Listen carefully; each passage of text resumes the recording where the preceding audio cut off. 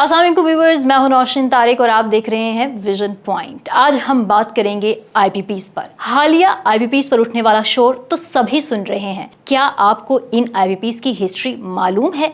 कब, क्यों और कैसे ये आईपीपीज बनाई गई, इनके फायदे और नुकसानात। तो आइए इस मौजू पर मैं आज आपको हकायक से आगाह करती हूँ। 1993 में हुकूमत पाकिस्तान ने आईपीपीज की पॉलिसी बनाई। आईपीपीज यानी इंडिपेंडेंट पावर प्रोड्यूसर्स की पॉलिसी को मुतारिफ करवाया गया। वो क्या वजह थी जिसकी वजह से हुकूमत को ये अवाम दुश्मन पॉलिसी बनाकर आईपीपीज के साथ मुआहदे करने पड़े और जिसके मनफी नताइज हम आज अपनी बिजली के बिलों की सूरत में भुगत रहे हैं। 1980 तक वापडा और के इलेक्ट्रिक ये सब ही पावर जनरेशन को ऑन किया करते थे। 1985 में फंड्स की कमी की वजह से वापडा को दी जाने वाली सहूलियात में कमी हो गई और हुकूमत ने प्राइवेट सेक्टर्स की तरफ देखना शुरू कर दिया। इस सिलसिले में हुकूमत और वर्ल्ड बैंक ने मिलकर एक प्रोग्राम मुतारिफ करवाया जिसका नाम था power sector energy development program, PSEDP।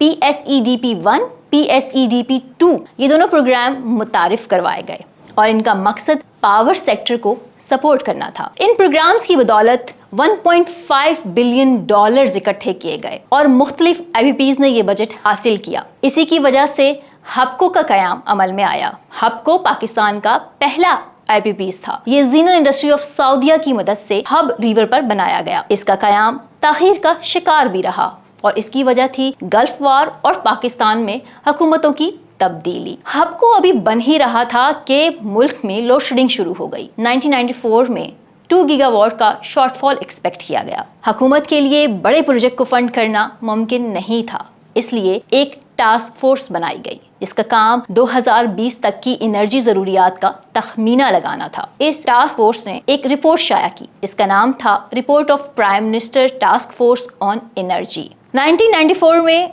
इस रिपोर्ट की बुनियाद पर प्राइवेट पावर पॉलिसी बनाई गई और इसका नाम policy framework and package of incentive for private sector power generation project in Pakistan रखा गया। इस पॉलिसी का काम बाहर से इन्वेस्टर्स को अट्रैक्ट करना था, जिसके लिए हुकूमत ने आईपीपीज को बहुत ही लुक्रेटिव जो है पैकेजेस ऑफर किए, जिसमें सबसे पहले बिजली का यूनिट 5.6 सेंट मुकर्रर किया गया। दूसरा, इन तमाम आईपीपीज को इख्तियार दिया गया कि वो किसी भी तरह से बिजली प्रोड्यूस कर सकते हैं। इसके लिए कोई भी टेक्नोलॉजी, रिसोर्स या तेल वगैरह का इस्तेमाल कर सकते हैं। बिजली की पैदावार को बढ़ाने के लिए इन आईपीपीज को बहुत लुक्रेटिव और अट्रैक्टिव ऑफर्स दी गई। बिजली की फी यूनिट जो प्राइस है वो कॉस्ट प्लस मेथड पर तय की गई, यानी इस तरीके में जिसको कॉस्ट प्लस मेथड कहते हैं, आप बुनियादी खर्च पर एक मखसूस प्रॉफिट रखकर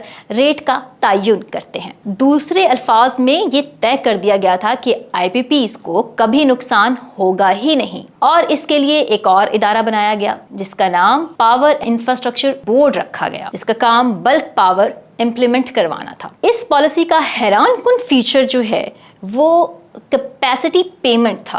कैपेसिटी पेमेंट में अगर कोई पावर प्लांट बिजली पैदा ना भी करे तब भी वापडा इनको पेमेंट करता रहेगा। कैपेसिटी पेमेंट से मुराद fix cost, maintenance cost, administrative cost के नाम पर थी। दूसरा, एनर्जी पेमेंट्स थी, यानी जितनी बिजली पैदा करेंगे वापडा उनको उतना ही पे करेगा। इतने पुरकशिश पैकेजेस देखकर दुनिया के कई इन्वेस्टर्स खिंचे चले आए, जिसमें यूरोपियन, अरबिक, यूएस और जापानीज कंपनीज और फर्म्स शामिल थीं। बहुत सी मल्टीलैटरल एजेंसी जैसा कि एशियन डेवलपमेंट बैंक और वर्ल्ड बैंक भी शामिल था। हुकूमत ने 9000 मेगावाट के लिए लेटर ऑफ सपोर्ट जारी किया और जो कंपनियां मजमूई तौर पर 3500 मेगावाट तक अकाउंट कर सकी, इनको फाइनेंशियल क्लोज दिया गया। मुल्क में पावर की डिमांड इतनी ज्यादा नहीं बढ़ी थी, लेकिन इन प्राइवेट इन्वेस्टर्स की बदौलत जो 3 बिलियन डॉलर की फंडिंग इकट्ठी की गई थी, इससे बिजली का एक सुनामी पाकिस्तान के नेटवर्क में आने वाला था। इसमें कोई शक नहीं है कि इस पॉलिसी ने वक्ती तौर पर